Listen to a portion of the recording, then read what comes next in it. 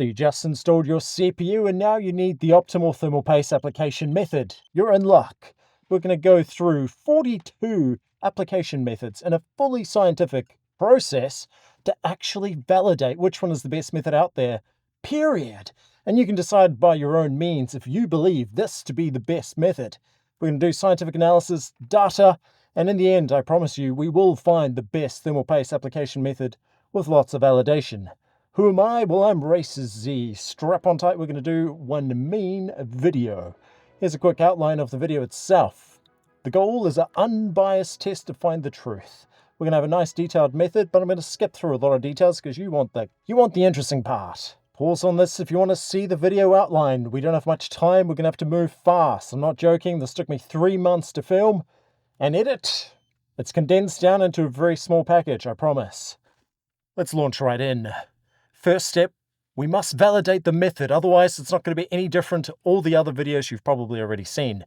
First step, Vampo digital torque wrench. Now the benefit of this is we're going to have equal pressure on all four corners of this glass block that I devised. Now it's not actually made of glass, it's made of perspex, but this is going to give us a very nice surface, completely transparent, and we can get even pressure on all four corners. So we're not just pushing it down with our hands, we actually get a relatively representative pressure. Now, it was a little bit of engineering to create. Check a related video for full details on that. But check this out. We can actually visually measure. And talking about visually, what thermal paste? Well, this is the HY500. It's not what I would normally use. I usually use Cryonaut. In terms of application, we're going to use a medical syringe. Normally, you would actually want to use a positive displacement pipette. Something like a 200 microliter would be ideal, but they're $500 US.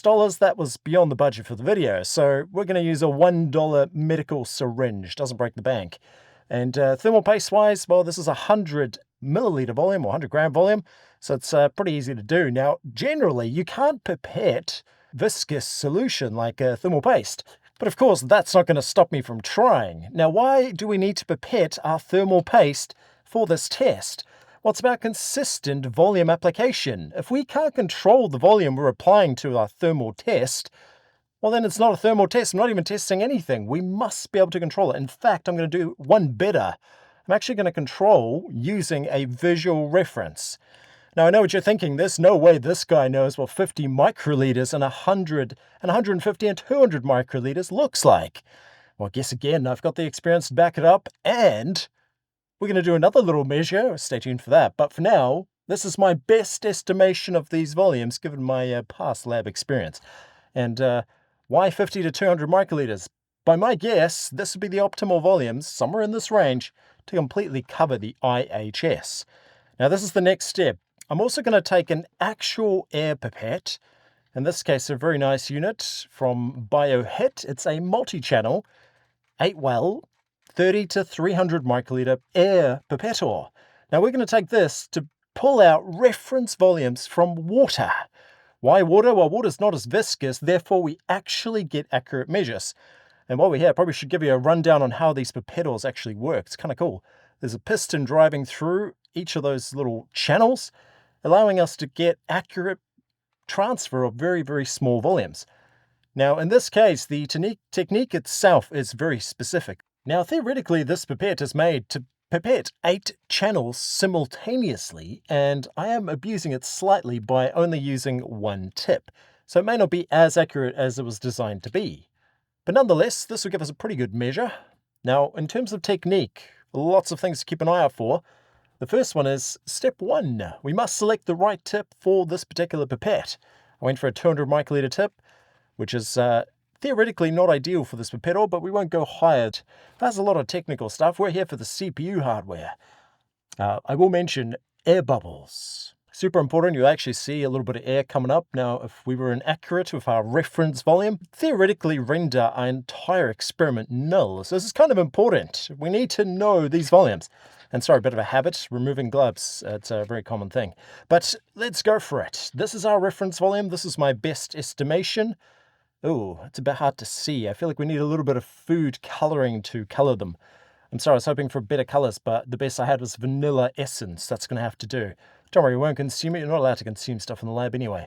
So we got a little bit of color there. We can see the reference volumes. I'm going to say they're pretty close. We'll use your eye as well to make sure we're relatively close, but let's do a quick test. Does this even work? Well, I'm going to call that somewhere around 50 microliters.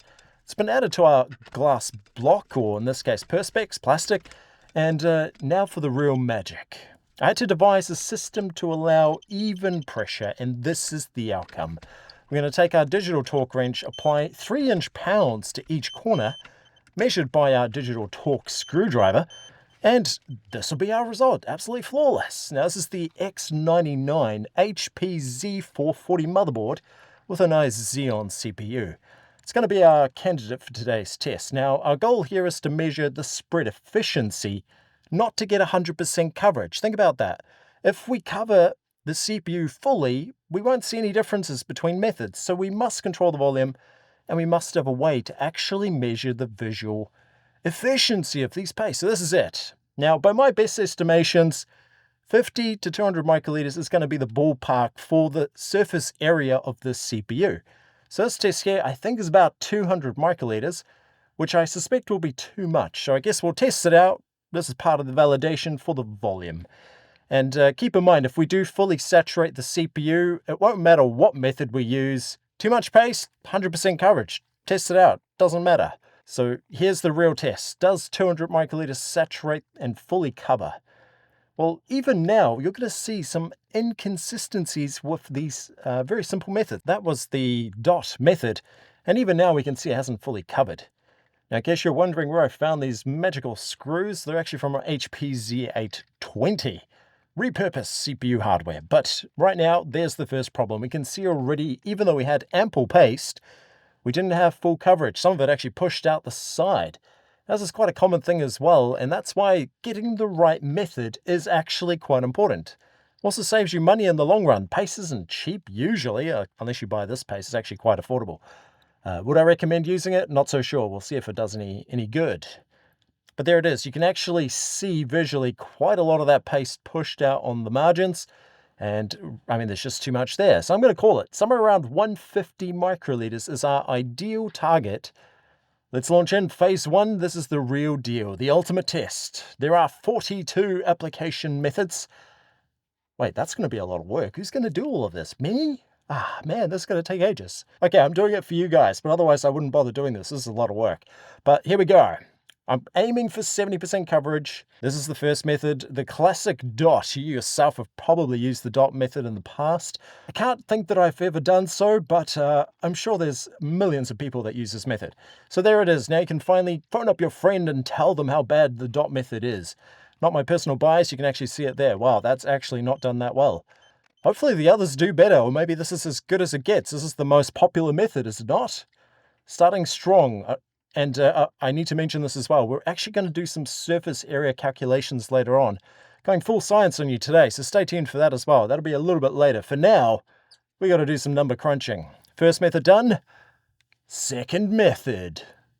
Test 2, the rice method. Now, not too far withdrawn from the dot method.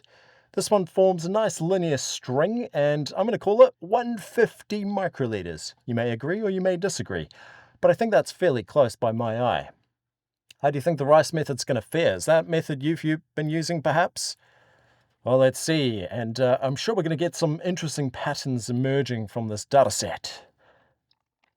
Now for the even pressure application, I will display the torque. I have not adjusted this in any way. All of the measurements will be done in exactly the same way, controlling as many variables as I can to make sure we get the real result, the ultimate thermal paste method. And right now, does that look better than the dot method, or is it just me? Very similar. I don't think there's too much of a difference. We'll analyze it later to figure out, but interesting. Very interesting to look at the spread on the actual block as well. We can see how well that's dispersed. Don't see any run out on the edges, so that's really as far as it could have gone. Pretty good result. Third method. Test 3 can only be the line method. Now this method's quite interesting. I will explain slightly here. You may see my lines slightly skew and there's not a lot of consistency. It's because I've got a camera in front of me and a tripod and I can't see what I'm doing. I'm fully blind on this. But that's not a bad line, given that I couldn't see what I was doing. By my eye, I'm going to call it maybe 150, maybe slightly less, hard to tell. Let's see how well the line method does. Oh, that's looking interesting so far. A little bit biased on the one side there, but let's give it a bit of tension. And, wait, is that not really spreading, or is it just me? Okay, that's looking like a disaster. I don't know, I thought I had the volume right. What do you think? Should we assume that wasn't a fair trial? Should we add a little bit more? Make a note of this in the notes there. That is a little bit suspicious, having to add more. Maybe this is just a terrible method. Hopefully no one's been using this one. That'd be really bad. Okay, that's slightly better. Maybe the volume wasn't enough. That's okay. We got more tests. We'll find out if it's a bad method or not later. But for now, that's interesting. Probably similar. I'd say maybe slightly worse than the first two methods. That's an interesting result. Now, what's number 4 going to be? Well, number 4 is somewhat related. It's going to be the same method, but I think we'll do a horizontal version. What do you reckon? Now, in theory, given that this is the same method, we should see a similar result on the line method in a horizontal direction. I'll try and be a bit more liberal on the pace application. I'm going to call it somewhere around 150 again, give or take. Let's see if this one fares better than the previous one. First attempt, of course. Okay, that's looking pretty reasonable. Now, interesting to see the degree of spreading occurring. I feel like it's somewhat predictable. The further the pace is to travel from its original source, the less likely it is to cover the entire IHS. So I feel like we can almost mathematically express the distance that the pace is able to travel, depending on the volume, of course, but we're controlling the volume. Okay, next one, the X method. I think this one's picked up a lot of fame as well. A lot of people seem to like this method, and I can see why. I mean, it definitely covers all the bases, but let's see how well it does. The volume estimation is difficult. I think that's slightly higher than the others, just because of the sheer surface area that we have to cover. So I'm hopeful this might do half decent. Let's have a look. Okay, even pressure application. Okay, that's not too shabby. That's not too shabby. I'm going to say that's slightly better than the others. But don't worry, we will quantify this later on to actually see scientific differences. For now, visually, that's pretty close, but interesting. Didn't cover the full IHS either, so still room for improvement. Maybe it's method number 6. What do you reckon? The plus method. I know, it's really similar to the X method. It just looks slightly different. Now, again, very difficult on that straight line. I don't have good vision because of camera obscurities, but in the name of science, we shall continue. Now, so far, that's looking relatively even, although I do question maybe a little bit uneven on the lower end. Is that right? And, oh, a little bit on the right side. Okay, we'll assume it's pretty close. But nonetheless, we get an idea of how well this works. Okay, that doesn't look too bad. Okay. That's actually half decent. Don't know about you, but that actually worked quite well. I thought I didn't have enough on there, but that's perfect. Not bad, not bad. One of the better methods so far. Test number 7 is going to be the cross method. Still fairly similar to plus, but we're biasing at least one side with a little bit more paste. Maybe it works well. I feel like so far it's definitely biased towards the upper end, so maybe this will spread perfectly. Let's have a look. Applying that even pressure on all 4 corners, and that's going to give us a rather... Ooh, though that's not looking so good. I feel like we have had better methods, so not the best one there. Okay, that's pretty consistent coverage there so far. On to test number 8. Now, test number 8 is another special method. Chances are you may have used this yourself. This is the square method. Now, personally, I feel like this one has a lot of appeal just because it's logical. When you think about it, that should actually cover everything. I definitely like the idea of mimicking the shape of the CPU with your application method. So let's have a look. Oh, that's very difficult to gauge. I'm going to estimate it somewhere around 150, maybe slightly higher, just because of the sheer volume that has to go on to form that shape. But let's have a look at the spreading. So far, it's looking promising. It's already covered a decent portion. Apply the pressure, and let's hope that is... Wow, okay, that's surprisingly good, actually. Look at that. That's almost, I'm going to call it 90% nearly. Wow, that's actually pretty impressive. So surely if we add a dot in the middle of that method, we've got the best method already. That was quick. We can end it right there. I'm afraid there's a whole bunch more methods to go. Let's keep going. Maybe that wasn't it. The circle method. Circle method has appeal. Again, very large surface area to cover. If you apply sufficient volume, surely that'll cover it. I'm going to call it somewhere around 150-ish microliters. Not too bad. Let's see how this one fares. Have you done this one before? I think it's relatively popular as well. It's very easy to do. Okay, that doesn't look too shabby. Hey, that's actually really similar to the square method. Interesting. And not quite the result we were after. Okay, test 10. This is the triangle method. Man, the shapes are really featuring heavy today. I feel like there's a lot of benefit here. I'm sure this one would make Pythagoras proud as well. And let's see how efficient this one is. I think my volume estimation's pretty spot on. Hopefully it's 150 microliters, very close. And let's see how this one fares. Okay, not quite as impressive there. I mean, it has formed a triangle somewhat unpredictably. No, that was very predictable, but that's not too shabby. I like it. That's good. Next method can only be. Definitely give that a thumbs up so far if you've enjoyed the video. We have a lot more to go, so stay tuned. The next one's the button method. Now, I do like this method particularly because it reminds me of the PlayStation controller buttons. The Xbox looks a little bit different, but you get the idea. The button method. You done that one? Let's see how well it fares. Okay, not too shabby. I'm suspecting my lower portion there was maybe a little bit off on estimation, but net volume, hopefully still pretty close, 150 microliters, we'll call it. Not the best method out there. Next method. Now, next method, test 12, the S method. Now, I was tempted to go for the Superman S, but I figured a plain S might be easier to draw, but absolutely you could test that one out as well. I'm going to call it probably around 160, maybe 170 microliters. That one looks like it has a massive surface area. This has got to do well.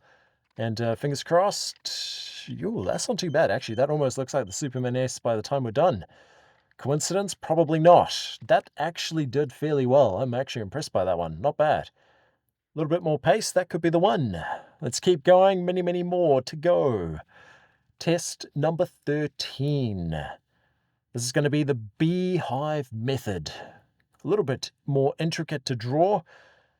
I'm going to go with 4 lines. You probably could go with 5. Certain CPUs maybe more. Notice the slight tapering on those lines. How's this one going to fare? Well, sufficient pace? Who knows? It could just be the ultimate method. Let's find out. I do like the surface area coverage. That actually is quite a logical method looking at it. Maybe it's better to do just 4 lines. I don't know. I didn't add that to the list. We probably should do a test on that. Okay, that's not looking too shabby, but that has not worked as well. What is it about these line methods that don't seem to cover the IHS well enough? Definitely go for the blobs. They seem to be more effective. Anyway, we'll keep going. That's test 13. Next one, test number 14. This is the random dot method. There must be heaps of people who use this one. It feels so logical. Just add a whole bunch of dots and call it a day. That's fast and efficient. Difficult to estimate. 150-ish. You guys be my judges. That doesn't look too shabby. But now for the magic. Adding our pressure, and that's already looking pretty impressive. I'm going to say this one has potential. If my dot spread was a little bit more even, that might have been perfect. But surely that would perform well enough. We don't need anything more than that, surely. That looks decent. Okay, so far so good. On to the next one. Now, what is the next method? Well, test number 15 is going to be the 2-line method. That's right, the line method's back with a vengeance. It wants victory. This is the vertical version. You see what I did there? Victory, there it is. And I'm hopeful. I mean, the single line was terrible. Let's hope this one works a little bit better. I think the volume is pretty good. 150, your eyes can check it. We'll add even pressure on all 4 corners. I have all my fingers crossed. Literally, figuratively. And okay, I'm beginning to see a pattern. Do you see it? That was a terrible method. Do we add more just for justification? Maybe I'm just really bad at drawing lines. That's what I'm beginning to see as well. It's either that or the line method is terrible. We'll figure it out by the end of this. But, first casualty. We lost one of our screw circlips, but no worries. I know how to reassemble those. No major. Now, we'll add a little bit more. That's definitely more than the 150, so not really fair, but just for curiosity's sake, should we call it like 180-ish microliters, just to see, can it spread well with 2 lines? I think it can. It should theoretically cover quite well if we add enough pace. Okay, that's looking better. That's definitely better, but I mean, that's just not fair. We added way too much pace. So I definitely see a pattern here. That one, I'm going to say, is an unfair test. The first one was definitely accurate by my eyes, unless you thought I didn't add enough pace on that one. But so far, I'm pretty happy with that result there. We'll take the first data set. Okay, on to the next one. Test 16 can only be the diamond method. Now, this one's, again, a very large surface area method. You could absolutely go for a 3-dimensional drawing. I'm just going for a very simple one here, just getting the shape. But I'm hopeful. This one, I think, has potential. It covers a large surface.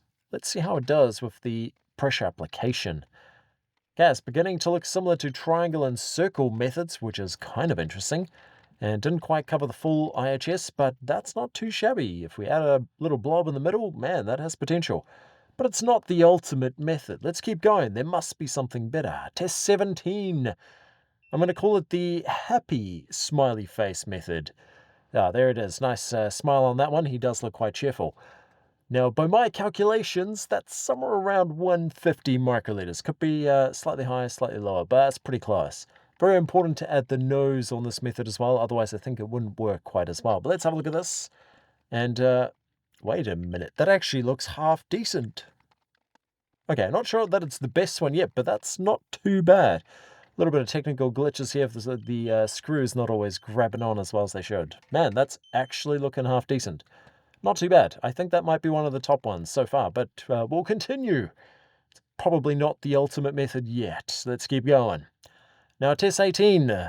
17, put a smile on your face. 18 might make you a little bit angry. This is going to be the angry smiley face method.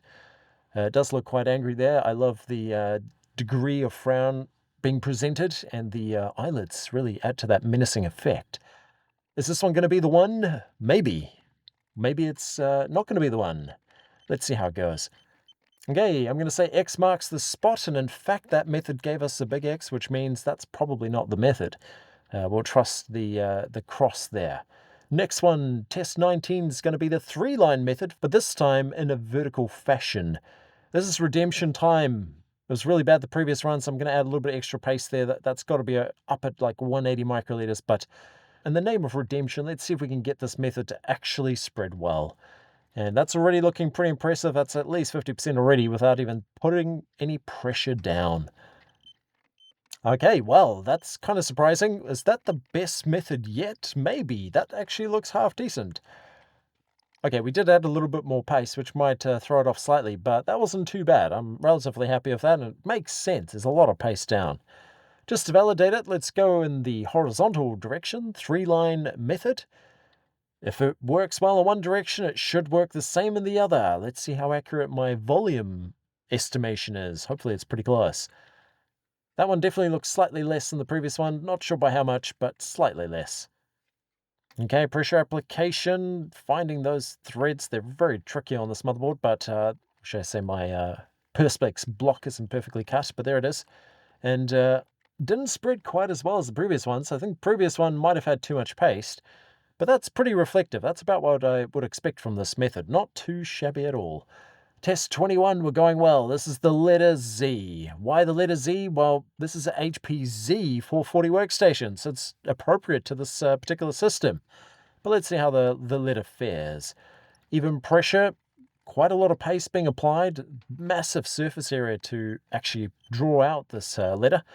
And yes, I do believe that's barely spread at all. That either means it's a terrible method, or I didn't add nearly enough paste, going too thin to try and cover the entire surface.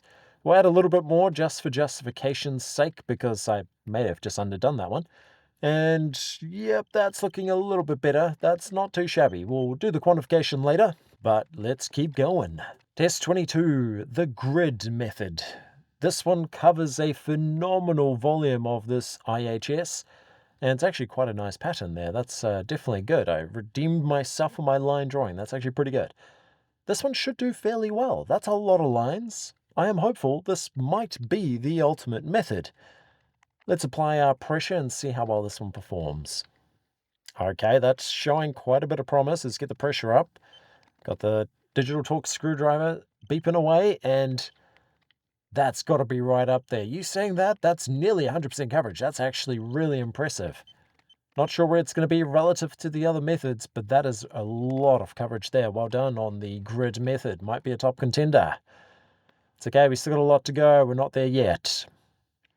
Now, test number 23. The next one's quite special. You may have used this one previously. It's the letter H. Quite a popular method as well. Why letter H? I don't know. Why do people use the letter H? I guess it makes sense. We've got 2 lines covering most of the CPU. I think the middle part surely is going to be a little bit sparse. Maybe it needs a bit more. But let's see how this one goes. We have high hopes for the letter H on our HP Workstation. A lot of H in that one. And applying our pressure, yep, that's probably about what I would have expected there. Not terrible, but definitely not the best method out there. Let's keep going. Pretty interesting to see how predictable these become over time. I feel like we're gaining expertise as we complete these. We can almost predict the patterns before we see them. But anyway, there's the H method. Not one of the best methods. Let's keep going. Now, test number 24. Okay, the wheel method. Now, you might even call it the pizza method. I feel like it looks like a pizza when we're done. I'm going to call it a wheel. Something about wearing a racing helmet that just makes me obsessed with car parts. But, yep, that does look pretty reasonable. Not my most artistic work, but not too bad. I have high hopes for this method because that's a phenomenal surface area covered before we even get going. Look at that. Almost looks like the dot method before we even put the tension on. That's awesome. And that's actually done relatively well. So if you have been using the wheel method, that does look like a winner. But it's not the ultimate method. Actually, that's formed a beautiful circle. That would work well on those round IHSs, surely. But anyway, let's keep going. So far, we haven't found it yet. Or maybe we have. We'll have to quantify. Okay, next method is that test number 25, the 4 square method. Surely it's logical. Apply 4 little squares and that will just get the job done. Don't mind this method. Very, very reminiscent of maybe the 4-button method that we had earlier. That wasn't that great. Hopefully this one redeems the 4 pattern. We'll get our screws threaded in and apply even pressure to all 4 corners. Can we confirm it? Is this the ultimate? That's not looking too shabby, but yeah, I guess that's kind of predictable as well. That's just not done it. Not the best method out there, but also not the worst method. That's half decent. Let's keep going. Maybe 5 dots would be the one. Now, test number 26, the TIC-TAC-TOE. Quite the veteran in this particular game, but how well does it do as a thermal paste method? Well, this is the one and only test. Let's see how well it does. We won't complete it. Well, that would have been fun. Maybe you should do that to extend the practicality of this method. Might actually do quite well if we do a full round. But let's go for it, see how well the TIC-TAC-TOE method works. Okay, I don't think my coverage there was perfectly even. I can see a little bit of inconsistencies on those lines. That's not quite worked as well. That's okay. We had high hopes, but that one's not going to be the one. Not too shabby, though. Okay, on to the next method. Losing track. Are we on method 27? Why are there so many methods? Who designed this experiment? This is crazy. Okay, next one. But we've run into a problem. There's a bit of a glitch. You may have noticed this, but that bottom left corner is no longer threading. That is a problem. We have a casualty. Now, the question is that the screw not threading? So I'm testing another screw. They're no longer threading. Now, that either means I've managed to wear down all 4 screws, or I've destroyed the motherboard. Wait a minute. This is my server. What do I mean? I need this to continue working. That's okay. We'll see if we can get the natural cooler to still boot up. If it can't, in the name of science, we have destroyed a motherboard. I'm sorry, that wasn't my intent, but this is just the nature of science. The show must go on, though. We can't just finish here. It's a little flaky, but let's continue. I think we can do 2 more methods before it completely falls apart. The joys of these kind of experiments. Now, there's 2 methods that I really want us to test. This is the spreader method. It's probably one of the most popular ones. We can't not do the spreader method. That'd be terrible. And, oh, you caught that. I almost used a dirty spatula. It's okay. It's a method I use a lot. So this has got a lot of expectation, and I have recommended it on the channel. But there is a catch. I can't add any more. Normally I do like 3 or 4 doses of thermal paste. That's a pretty tough spread. In fact, this is going to be really, really thin. 100% coverage, of course. But does this work? Can you put such a small... Oh, wow, that's actually really good. Some of my better work. But this is it, the moment of truth. Hopefully we can get that bottom left corner to grab. But is this it? Is this the method that we should have just been testing right from the start? Maybe this is the best method out there. Okay, that's not looking too bad, although I can see a little bit of differences in the shading. Now, one of the common faults on this method that a lot of people claim is air pockets. And yeah, that bottom left corner is completely shot now. We got one left. One more try, then I think it's completely gone. But I don't know, do you see that? It's a little bit inconsistent. That's interesting. I didn't expect that. Full coverage, but not full coverage. Does that mean we actually need a thicker bead on there? That's kind of interesting. So take note of that one. Maybe your spreader method needs a little bit more goop. But now for the interesting part, I have another cooler. I'm going to pinch another screw just in case we can restore the function because, hey, maybe the screws have just worn down. That's more likely than the motherboard. Surely the motherboard's good. It's stainless steel. This stuff's durable. Okay, that's a negative. That means we have managed to wear down the motherboard socket substantially enough to prohibit our test. So that's not ideal, but we'll do one more. I'm going to call this the final method that we'll be able to test. So I'm sorry if you were hoping for 42 methods. We're going to bomb out here. Call it a technical fault. I didn't order 2 motherboards. My bad. But test 28. I'm going to do the ultimate method here. Clean spreader. This is the spreader method with a smiley face. That's right. Spreader plus smiley. No, actually, let's do spreader and 5 dots. I wanted to do the 5 dots. So let's do the 5 dots instead. But stay tuned later on. We will do spreader and smiley face. I promise. That's such a good combination. You can't not do it. Okay, fingers crossed. This has to be the best method out of all the methods we have tested. Let's apply the even pressure. I am going to try and get that bottom left socket to hold. Maybe do the other 3 first, or we'll see how this feels. Listening for the click.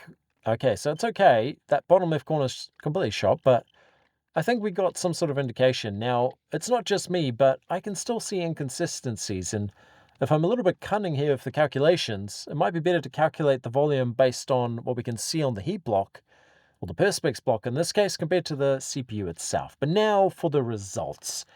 We couldn't do all of the tests we had planned, but that is the nature of science. We have to adapt. Dot method, 64% coverage. The rice method, only 50.5% coverage. The line method vertical, 53% coverage. Line method horizontal, 51% coverage.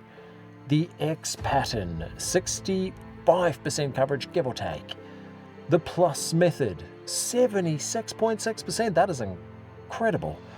The cross method, around 57%. The square method, pretty impressive, 76.7-ish. The circle method, around 66.7%. The triangle method, around 69.3%. The buttons method, around 62.7%. Letter S, around 69.2%. Beehive method, 58%. The random dot method, around 71.3%. The two-line method vertical, around 30.6%. That wasn't a good one. Diamond method, 71.1%. The happy smiley face, 83.3%. That was a really good one. The angry face, 68.3%. The 3 lines vertical, 83.8%. Wow. 3 lines method horizontal, not as impressive, 62.5%. The letter Z method, 80.7%. That's pretty impressive. The hex grid, pretty good as well, 78.1%. The letter H, 58.6%. The wheel method, around 68%. 4 squares, interesting method, 68.7-ish. The TIC-TAC-TOE got us to 54.1. The spreader method, 72.7-ish%, and the spreader with 5 dots, 76.07. Okay, now for the data. Well, that's a whole bunch of thermal paste application methods, and one of these will be deemed the best. Now, if we put them all on a graph, we can see the top tier methods there, from 3 lines, smiley face, and we can see some of the common ones doing quite bad. But that's only half of the test. We got to do thermals. We can't just do visual. Now, in terms of thermals, you and I will not survive a video where we do thermals on all of them. So I'm just going to do the best methods. We didn't quite manage to get very far on our list. That grid method was pretty impressive. But tell you what, I'm just going to cherry pick a few methods that are really, really good. Maybe a few that weren't so good, so we can validate them and get some sort of reference idea. Now, this is the cooler we're going to be using. This is the Z440's base cooler, the basic cooler. You actually get an uprated cooler for this system as well. And let's do a little trial method. Let's do a rice blob on there. I think that's about 150, but keep in mind, now we're actually aiming to fully cover that heatsink so we get a fair test on thermals. So it might have to nudge up the volume, maybe 180-ish. No paste on the cooler itself. Let's do a quick test on the test bench. How well does this work? And see if it even covers the entire IHS. Now, I was about to run this, but then I had a brainwave. I'm going to do a lot of testing here, and that's just sitting on a block of polystyrene. Surely that's not a good idea for a 10-minute run to leave the system in a rather open situation without all its fans for cooling. So let's rather put it back in its case. Is that like a reverse case swap after I had case swap? That's really confusing. But we'll throw it back in with all its original equipment. It's not going to be mounted. Forgive me for that, but it's only because it has to go in and out, and filming inside the case is a nightmare. You don't get good footage.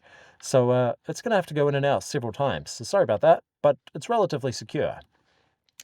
Now, which methods did I choose for our thermal test? Well, I went with dot, rice, square, smiley, and a few others, but check this out. We'll show you each one. This is the dot method. Gauge that volume. That's got to be nearly 200 microliters. Again, we want to cover the IHS fully this time. We're not just doing a visual test. This is it. Now, I'm not going to add any paste to the cooler for most of the methods. I will for one. I'll show you that one. Next one, the rice method. This is what the rice method would look like. That's a pretty reasonable volume as well. And the next method on our list, show you the results later, for now just the visuals, is the 3 lines method vertical. I figured given how well that method did, at least in the last test, maybe it's got potential, especially if we add enough thermal paste, right? We've got to give this one some credit. So we're going to test it, see how well it fares. We're also going to do the happy smiley face. I mean, that one was just surprisingly good in terms of surface coverage. So fingers crossed. I think that's about the right volume. Make sure you put the nose on that one as well. Okay, next method, the square with a dot. That's right, I blended 2 methods. I mean, we're looking for the ultimate method. That's allowed, right? This might just be it. I have a feeling this one's going to do really well. And, oh, yeah, casualty of the research process here. We lost half our glove. That's okay. Now the next one, the letter Z. That one had potential. Definitely a bit of a hit and miss as well. But we're going to give it a really thick bead. That's got to be maybe over 200 microliters by my eye. That might be a lot of paste on there. Yep, no, that's quite a thick bead there. But hey, I mean, this could be the one. If it gets good data, then, you know, it looks okay. We just got to add enough paste. And the final method in our thermal test, the spreader with smiley. See, I told you I was going to do the smiley face and spreader later. But wait, there's more. I also traditionally cover the cooler with thermal paste as well when I do this method. So call it my method. This is what I normally use, and I mean, I'm hopeful this is going to perform well. And unfortunately, those are all the ones I had the ability to do. It's really tiring doing all these graphs, but here it is. Signbench R23, a 10-minute run for this machine. Managed to complete it in the 10 minutes for the dot method. Now, if you do want to view this result in a bit more detail, pause. We're going to fly through because I want to get to the process data rather than the raw data. Now, interestingly, the rice method took 20 minutes. It didn't finish the bench. Does that mean it was thermal throttling and therefore it took longer? Perhaps. We'll analyze the data further soon. Next one there, the 3-line method actually did half decent, finish on time, 10 minutes, not a bad looking result. Now, in terms of data collection, you may be familiar, hardware info was logging in the background, giving us beautiful, beautiful data. Obviously, I had to manipulate the data in Excel to produce the graph. We got 5 different sensors that I'm logging. Well, I logged a whole bunch more, but 5 that were graphing at least. Now, these results are all good and well, but the real question is, what are we looking for? And what exactly do we want to know? 2 thermal sensors. There's the CPU package, 2 readings calculated in 2 different ways. We also have the maximum recorded temperature on the IHS. Now, surely if there were differences in the total amount of power draw for these runs, that's going to throw our results off. And this is where it gets interesting, because spreader with smiley and smiley face drew more power than something like the rice or square with dot method. Now, does that mean the other methods are maybe thermal throttling? I don't know. We'll have to analyze further, but that is interesting. So the next thing I did was to normalize all of the temperatures relative to power draw. So a small adjustment to each one to see. Spreader of Smiley and the dot method were the best on the maximum temperatures, so they're the lowest temperatures. But you're going to notice on all of the graphs, whether it's max temperature or the two CPU package temperatures, showed the same result. Spreader with smiley face and the dot method were consistently the best, and the worst methods were consistently the three-line method, vertical, as well as the rice method. Now, the smiley face method wasn't too bad, and the square with dot was also not too bad. Now, surprisingly, the letter Z didn't fare so well, despite a phenomenal amount of thermal paste. Now, this graph is quite interesting. This is the memory junction temperature, which is quite a useful measure as well. Here we can see spreader with smiley and the dot method the best on thermal performance inside that CPU. Smiley face, not too bad either. But we can take it a step even further. Let's check how these spread. First one there, the dot method. Did okay, but not 100% coverage. Kind of interesting. The rice method. Decent amount of paste on there, but wow, that is just not spread at all. That's not a good result at all. Now, I suspect this has something to do with the cooler design, and sure enough, the three-line method has a similar effect. For whatever reason, these lines are just not spreading well enough. So that could be something to consider if you have been using these methods. Next one is the smiley method. That actually looks half decent. In fact, that's pretty impressive coverage. Now, stay tuned. I'm actually going to do some surface analysis on this very shortly, so we can see how well these actually spread. Next one there, square with dot method. That actually does look half decent as well. Still not 100% coverage. I really thought that one would get 100. Next one there, the letter Z. I loaded this one with paste. Surely that was 100%, and sure enough, it overflowed. Kind of strange that it had terrible temperatures. Next one, my signature method, the spreader with smiley face, as well as some paste on the cooler. Pretty interesting method. And, 100% coverage, we're not surprised. That's got to be a very reliable method. But let's go further. There's an image analysis package called ImageJ that allows me to very precisely analyze images by tracing out areas of interest.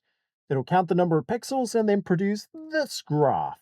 Now, this is the total coverage of the IHS for all of the methods. I did two counts, one for the total paste I can see, including that spread out, as well as the paste that was on the IHS.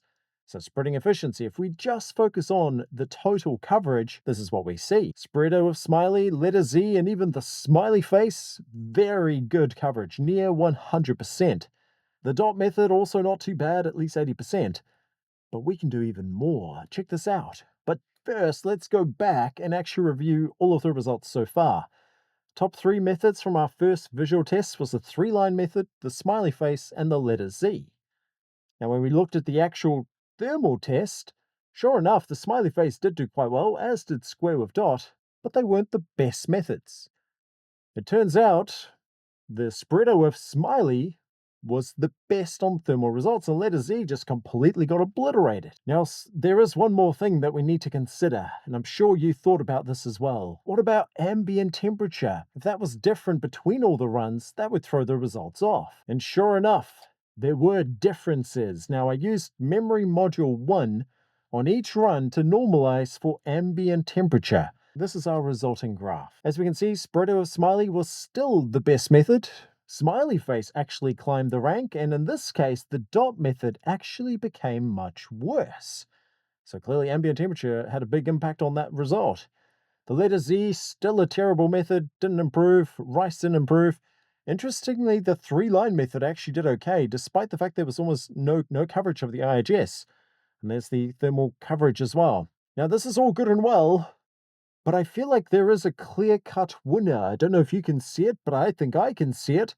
All the data's pointing at it. We need to draw our conclusions, but some honorable mentions before we go all the way. I'm going to call it too little paste causes overheating, too much paste causes overheating, We'll call it a theory, and I think the correct volume is actually quite important, according to the results anyway. So what method do we use? How do we consistently get the best thermals, the best coverage to find the ultimate method? Well, that's easy. The ultimate method, according to the data, is the spreader with smiley face. But wait, it's 2025. We can load up some Sora footage to really do this some justice.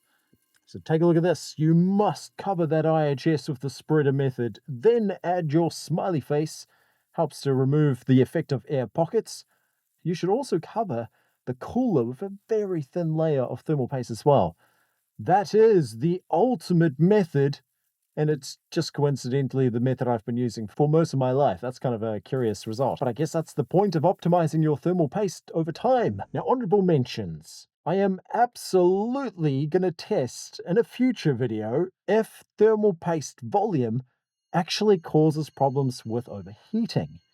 Now, according to the, shall we say, preliminary result, it definitely looked like having too much thermal paste actually causes the CPU to overheat. That letter Z didn't make any sense. Now, sure enough, I've picked up everything I need to do this test, so you should see that result soon enough. That's if that motherboard can take any more beating. Right now, it's really not keen on more thermal testing. And I did do a little bit of digging online. I found one other YouTuber who has done some investigation on volume. I say one, many others, but this one in particular was quite cool because they gave us the thermal results from different volumes of paste.